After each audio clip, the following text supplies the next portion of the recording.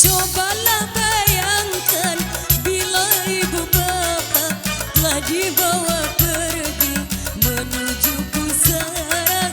Cobalah bayangkan bila ibu bapa telah dibawa pergi di atas pusara.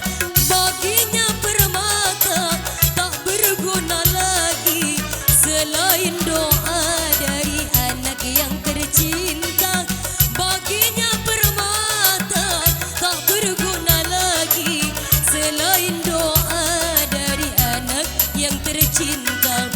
Wahai orang muda, janganlah lupa.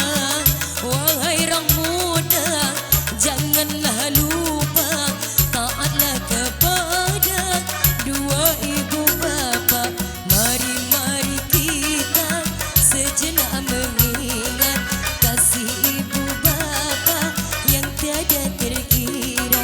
Walaupun dirinya letih serta penat, untuk ibu bapa yang tiada terkira. Walaupun dirinya letih serta penat, namun di hatinya tetap bergembira.